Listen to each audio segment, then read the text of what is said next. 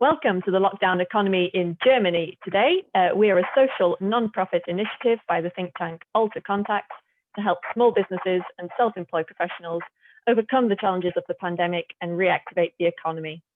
My name is Rosie Allison. I'm the local interview host for the Netherlands, the UK, and interviews in the English language. And our guest today is Ellen Johannsen. She's the founder and chief executive of Leadership Campus. Ellen is a leadership change maker and an expert in the Lego serious play method. Very happy to have you with us here today, Ellen. How are you? Oh, I'm very well. Thank you for having me. Great. So could you tell us a little bit more about Leadership Campus and what you do as a business, please? Yes. So we are a team of 6 people, and we are kind of specialized in business transformation, as many of other consultancies companies are.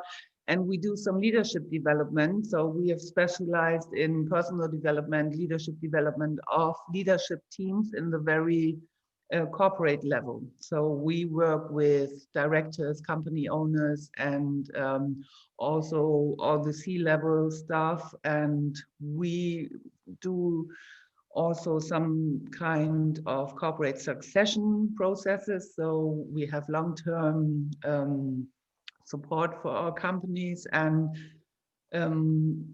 all of us are trained mediators, so we know a lot about conflict resolution and leadership team development. And so our customers are coming from the small and medium-sized companies and this area. And so this is where we, as ourselves, also are.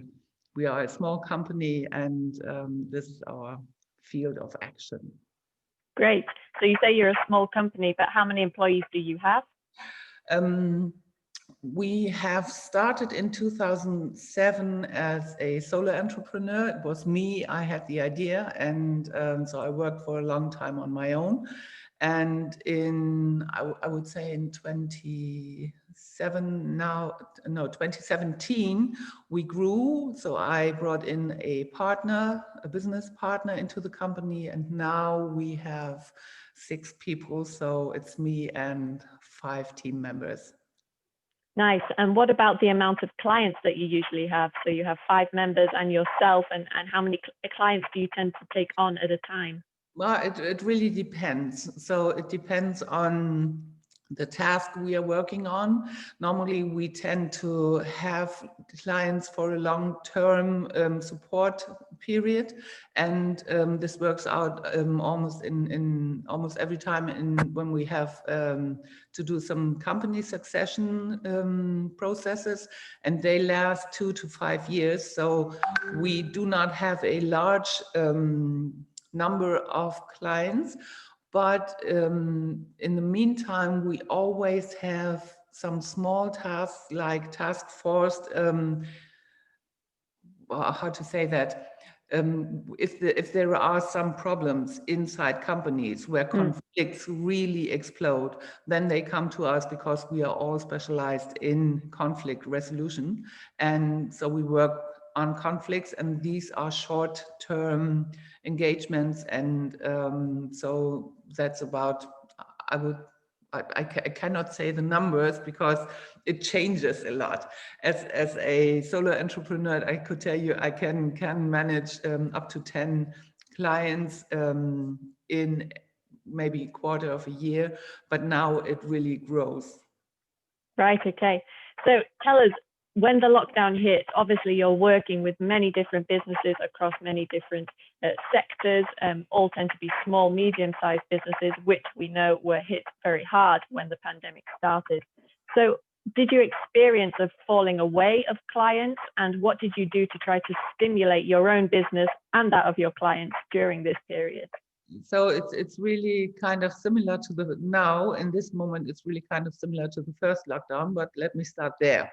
First things first, 14th of March, I was on my way to Denmark to have some really nice holidays, and our order books were filled. And so the year kicked off as best as it could. And in 2 days, all of the orders were postponed to fall, and the ones who weren't postponed were canceled. So we had really some big sales done in January and February so that we could do some big decisions for our own company. And the whole order book was gone in a 2 days time. So I think we are not the only ones who have faced this situation, but that was the way it was. Sure. Yeah, and now we have the same situation in November. We did a lot of stuff. We talk about that in the next question, but it's almost the same situation. Beginning of November, we had two big clients who wanted to work with us in big Lego Serious Play workshops. And also these engagements were canceled immediately as soon as the lockdown was announced, because in Northern Germany, we have some strict rules to do some social distancing. And as we all know, who do Lego Serious Play stuff, it lives, or one of the basic elements is to lean in, to work together, to come together, to work on shared models, to build shared models. So several people who build on one model at the same time, and this wasn't allowed anymore. So we face the same situation. Order books are empty now. Yeah, so obviously it's had a big impact, the pandemic, on your business. But what did you do to try to stimulate your business and pick up a few more clients to help you during this period? Yeah, what we really did was we kind of restructured our own business. So we went from face-to-face business to start to bring in some ideas of how we can transfer our business to online offerings or online portfolio. But what we also did was, in the first lockdown, we took the time and said, okay, we are in a growing period. So we did some decision to grow in the beginning of the year. And then we sat down, we laid back a little bit, discussed if we want to still go that way, and we did. So we did a lot of internal training at first. We worked on our website. We worked on our online presence. We relaunched the website. We did not only invent it in a new way to communicate with our customers. So we really tried to invent and transfer some ideas to bring our business from offline business to online business. And that was really, really a hard time, because we had to learn a lot of technical skills. We had to learn, as many of our colleagues, to learn to use tools like Zoom, like we now do, to facilitate online events, to realize how different it is to help people overcome these technical issues and thresholds, but also open up the space for some real stuff, for some fun stuff, for some icebreakers, and also that it's not only talking, that it's still doing together things, although you are in different rooms. Yeah, I think that's really important. Something that we're hearing a lot of in these interviews with the lockdown economy. People just needing more communication, real communication, without this interference of the technology in between. So that's something that works for you. You were able to switch your business, the structure of your business, to more of an online model. But did you try anything during the pandemic that maybe didn't work so well that you've been able to learn from? Yeah, it was a lot of things that didn't work out, because in the first place we had some false expectations. So our expectations in the outcome of communicating online or communicating via social media, building an online community, it takes time and it takes trust, and it takes much more trust, maybe because you don't have this experience of being together in a room where you feel much more as when you read stuff or look at pictures or videos or whatever that is. And so this idea of, okay, we now go online, now we start an Instagram channel, or we do some video content. It really takes time. It takes time to produce it. It takes time to use the technology. It takes time to find your messages. Because if you talk like we now do, you can chat, and so you can go into pictures and you can use metaphors and whatever it is that helps. But if you produce video content, there are some rules, there are algorithms, and we really had to learn that, and that wasn't easy. And so what we did is we shifted our networking activities into online networking. So we joined some associations here in Northern Germany, which were already there and where we already had membership, but we intensified the interactions with these associations, like the digital business network in Northern Germany. So we really brought ourselves and our portfolio into this network. We started a corporate blog that was also very hard, because if you start a blog, you have to face the situation that you have to produce content frequently. And that's also hard stuff, because in a short period of time, we realized that the time we had in a day filled with tasks before were now very different, because we had to do stuff we weren't trained in. And so not everything did work out in the way we expected or hoped it would. And what we then did was we intensified also our communications with the international Lego Serious Play facilitator community to get some ideas how they would do things, to open up to projects like an open space huddle. And so we really, it still is a real learning journey for us. Definitely, yeah. Yeah, and I think we'll see what really works. Sure, and I think it's a great message for anyone that is coming up against some of the struggles that you've mentioned, trying to learn all of these new skills in a short space of time, that there are networking associations out there. There are people that can help you with this, because we're all going through the same struggle, unfortunately, in the present day. So tell us a bit more about how your business is going now.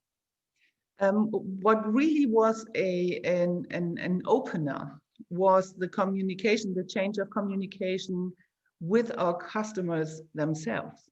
So the one thing was to gain some ideas in intensifying networks with your colleagues, or maybe also your what is the right word? Now I'm missing the right word. The people who also offer consultancy.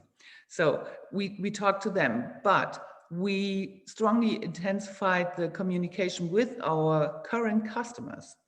So we asked them what they needed. We asked them what policies they had to follow inside their companies and how we could be part of their journey. So that was really helpful to get to know their needs and to see that they had lots of struggle the same way as we had. So we also intensified the contact. So we kept all the contact.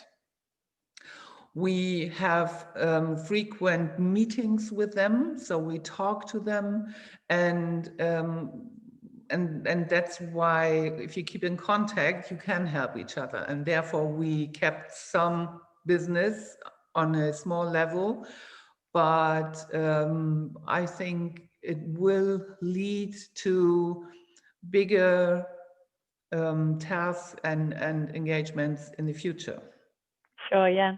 And so what's your outlook for the next few months with Leadership Campus? Oh, the outlook is really to survive. It's hard. We had some serious decline in sales. Although we still have contact with our customers, we have some serious decline in sales. And what we try to do is we go with the flow. What we did is we, I am in 53 years old. My team now is much more younger than me, and so they communicate in another way. And it's a lot about collaboration, it's a lot about co-working, and it's about intensifying the cross-generation communication. So this is what we do, and we further extend and really extend and expand our online portfolio. And we are now producing videos, online content, video content, so that our customers can buy our services and our knowledge in a safe way. Great. And I really appreciate how open you've been in this interview about the challenges that you've faced, because I think that's really going to help small business owners that are watching understand, if they are going through the same challenges, the ways that they can get out of that. Yes. But as always, with any business, there are things that we need help with. So my final question to you, Ellen, is if you could name 3 things that you and Leadership Campus need help with in this period. 3 isn't many, I know, but could you name what they may be? Yeah, that was an interesting discussion inside the team. What could the 3 things be that really help? But what we realized, and we all cross-generation were sure that more experience and exchange and possibilities and blended learning strategies, that's the key.